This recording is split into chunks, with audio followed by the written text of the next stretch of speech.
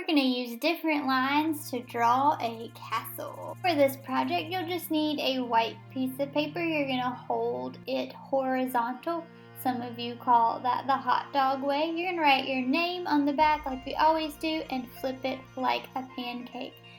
In order to make our castle look like it's actually sitting on ground, we are going to draw what we call a horizon line. It is a horizontal line that goes from one side of your paper to the other.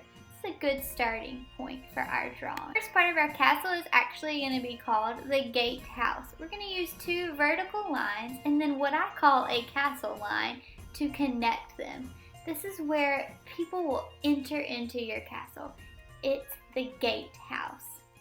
I'm going to make these look a little bit three-dimensional by adding a little lines out of the top part of it. Now I'm going to do on either side of my gatehouse a tower. This tower could be where someone lives. Maybe it's a protection. Maybe there is like a gate up there. However you want to make your tower, you can. It's up to you. I want to make mine a little bit three-dimensional, but I'll come back to that. Next, I'm going to add the opening to where my drawbridge would be. I'm not going to have my drawbridge closed in this drawing. If you want yours closed, you absolutely can make it. But to make it a little bit more interesting, I'm just going to add some squares or some rectangles around that to make it look like it is appearing to be open. And then my bridge is going to be down, so I'm using diagonal lines coming out from my horizon line to make it appear that my bridge has been lowered to let people into my gatehouse. Now, for the fun part. I'm going to make my towers look a little bit three-dimensional by adding some little lines and then a castle line on top.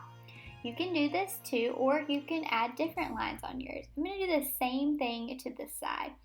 Two little lines and then a castle line on top. Wow, this is really turning out to be kind of cool. Next, I'm just going to add some more castle lines that go from the tower to the outside of my paper. I'm going to add a circular window with some little lines to add some more details to this part of my castle.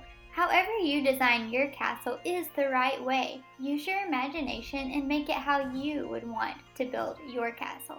Maybe this is a blueprint for the castle that you're going to build at the beach this summer. The possibilities are endless.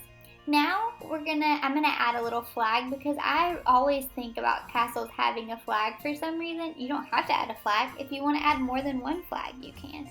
Next, we're gonna add some color. I'm gonna be using crayons and washable markers. Remember the method in some of our other projects where we add water to our markers and it turns them to paint? That's what I'm gonna do. If you want to color this differently, go for it.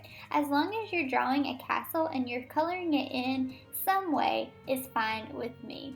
I'm going to show you a really cool idea that I had where we can pull some texture from some things around our house to make our castle look a little bit more rough if you were to feel it.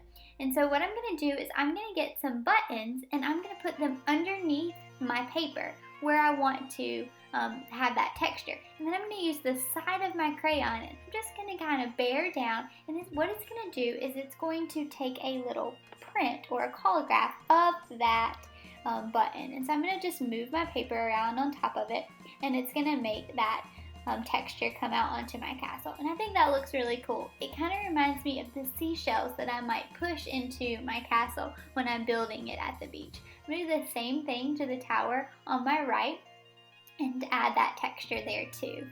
The rest of the time, I'm just going to spend doing some basic lines and whatnot with my markers and doing a watercolor wash over it.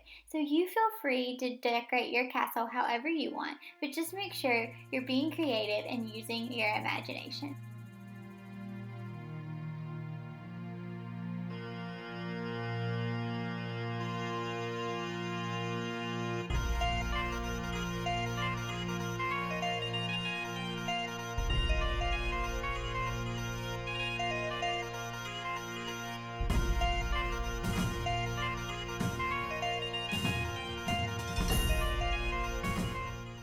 I hope this lesson was fun for you and a review of lines and shapes and how you can create almost anything using them.